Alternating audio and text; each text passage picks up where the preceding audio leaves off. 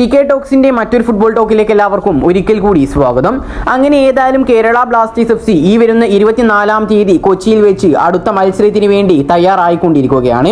ഏതായാലും ഈ ഒരു മത്സരത്തിലെ കേരള ബ്ലാസ്റ്റേഴ്സ് FCയുടെ എതിരാളികളെ എന്നുള്ളത് ചെന്നൈയിൻ FC ആണ്. ഏതായാലും ഇന്നത്തെ ഒരു വീഡിയോയിലൂടെ നമ്മൾ പ്രധാനമായിട്ടും ചർച്ച ചെയ്യാൻ പോകുന്നത് കേരള ബ്ലാസ്റ്റേഴ്സ് FCയോടനുബന്ധിച്ചുള്ള ഏറ്റവും സുപ്രധാനമായിട്ടുള്ള വാർത്തകൾ മാത്രമാണ്. അപ്പോൾ ഏതായാലും വിശദമായ വീഡിയോയിലോട്ട് കടക്കുന്നതിന് മുമ്പായിട്ട് നിങ്ങൾ ഇതുവരെ ഈ ചാനൽ സബ്സ്ക്രൈബ് ചെയ്തിട്ടില്ലെങ്കിൽ ഇതുപോലുള്ള കൂടുതൽ ബ്ലാസ്റ്റേഴ്സ് ISL അപ്ഡേറ്റുകൾ ലഭിക്കുവാൻ വേണ്ടി എല്ലാവരും ഒന്ന് ഈ ചാനൽ ഒന്ന് സബ്സ്ക്രൈബ് ചെയ്യാനും വീഡിയോ ഒന്ന് ലൈക്ക് ചെയ്യാൻ കൂടി ശ്രമിക്കുക. ആദ്യത്തെ ഒരു വാർത്ത എന്നുള്ളത് അടുത്ത മത്സരത്തിന് മുന്നോടിയായിക്കൊണ്ട് കേരള ബ്ലാസ്റ്റേഴ്സ് FC കളിച്ച ഒരു മത്സരത്തെ കുറിച്ചാണ്. നമുക്കറിയാം ഇനി അടുത്ത മത്സരത്തിന് വെറും വിരലിലുണ്ടാവുന്ന ദിവസങ്ങൾ മാത്രമേ ഉള്ളൂ. അതുകൊണ്ട് തന്നെ കേരള ബ്ലാസ്റ്റേഴ്സ് FC അവരുടെ റിസർവ് ടീമിനെതിരെ ഒരു മത്സരം കളിച്ചു എന്നാണ് നമുക്ക് അറിയാൻ സാധിച്ചിട്ടുള്ളത്.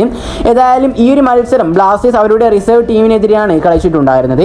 കേരള ബ്ലാസ്റ്റേഴ്സ് FC 4-0 എന്ന സ്കോറിൽ വിജയിക്കുകയും ചെയ്തു എന്നാണ് നമുക്ക് ഇതിലൂടെ അറിയാൻ സാധിച്ചിട്ടുള്ളത്. ഇനി അടുത്തൊരു വാർത്ത എന്നുള്ളത് ഈ ഒരു മത്സരത്തിന് മുന്നോടി കൊണ്ട് നടന്ന പ്രീ മാച്ച് പ്രസ് കോൺഫറൻസിൽ കേരള ബ്ലാസ്റ്റേഴ്സ് FCയുടെ പരിശീലകനൊപ്പം മിഗായൽ സ്റ്റേറേനോടൊപ്പം ബ്ലാസ്റ്റേഴ്സിന്റെ മജീഷ്യനായിട്ടുള്ള അഡ്രിയാൻ ലൂണ ആയിരുന്നു ഈ ഒരു പ്രസ് കോൺഫറൻസിൽ പങ്കെടുത്തിട്ടുണ്ടായിരുന്നത്. ഏതായാലും ഈ ഒരു പ്രസ് കോൺഫറൻസിൽ ലൂണ പറഞ്ഞ വാക്കുകളാണ് ഇനി നമ്മൾ നോക്കാൻ പോകുന്നത്.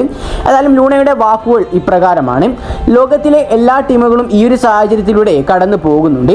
കളിക്കാർക്കും യുവതാരങ്ങൾക്കും തീർച്ചയായും വിദേശികൾക്കും ആത്മവിശ്വാസം ഓർമ്മിപ്പിക്കുകയും നിലനിർത്തുകയും ചെയ്യേണ്ടത് പ്രധാനപ്പെട്ടത് തന്നെയാണ്. കൂടാതെ നമ്മുടെ എതിരാളികളെ സ്കോർ ചെയ്യാൻ ബുദ്ധിമുട്ടുണ്ടാവുമെന്ന് നമ്മൾ മനസ്സിലാക്കുക തന്നെ വേണം.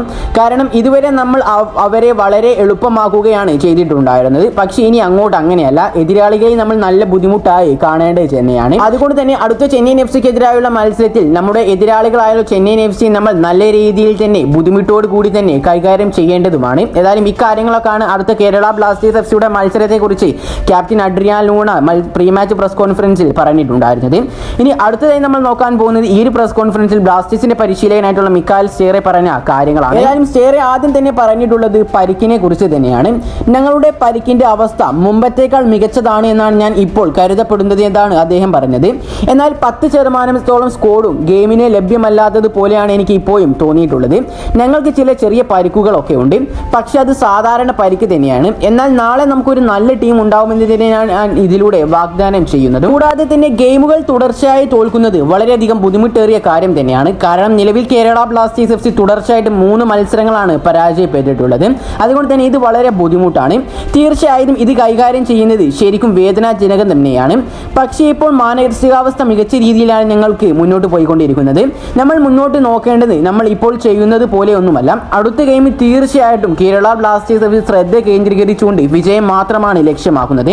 ഏതായാലും ഈ കാര്യങ്ങളൊക്കെയാണ് അടുത്ത കേരള ബ്ലാസ്റ്റേഴ്സ് FCയുടെ മത്സരത്തെക്കുറിച്ച് പ്രീ മാച്ച് പ്രസ് കോൺഫറൻസിൽ ബ്ലാസ്റ്റേഴ്സിന്റെ പരിശീലകൻ മിഗായൽ സ്റ്റേറെ വെളിപ്പെടുത്തിയിട്ടുള്ളത്. ഏതായാലും നമുക്കറിയാം അടുത്ത കേരള ബ്ലാസ്റ്റേഴ്സ് FCയുടെ മത്സരം വരുന്നത് ഈ വരുന്ന 24-ാം തീയതിയാണ്. ഏതായാലും ബ്ലാസ്റ്റേഴ്സ് നേരിടാൻ പോകുന്നത് ചെന്നൈയിൻ FC എന്ന ശക്തരെ തന്നെയാണ്. ഏതായാലും ചെന്നൈയിൻ FC നോക്കുകയാണെങ്കിൽ പോയിന്റ് പട്ടികയിൽ 12 പോയിന്റോട് കൂടി ISLലെ പോയിന്റ് ടേബിളിൽ 4-ാം സ്ഥാനത്താണ് അവരുള്ളത്. പക്ഷേ ബ്ലാസ്റ്റേഴ്സിനെ നോക്കുകയാണെങ്കിൽ 8 മത്സരത്തിൽ നിന്നും 8 പോയിന്റുമായി 10-ാം സ്ഥാനത്തുമാണുള്ളത്. ഏതായാലും ബ്ലാസ്റ്റേഴ്സിനെ സംബന്ധിച്ചിടത്തോളം ചെന്നൈയിൻ FCയെ സംബന്ധിച്ചിടത്തോളം ഇത് വളരെയധികം വിജയം മാത്രമാണ് ഇരു ടീമുകളും ലക്ഷ്യം വെക്കുന്നത്. കാരണം ചെന്നൈയിൻ FCയുടെ അവസാന മത്സരം അവർ സമനില വാങ്ങിക്കൊണ്ടാണ് ഈ ഒരു മത്സരം കളിക്കാൻ വരുന്നത്.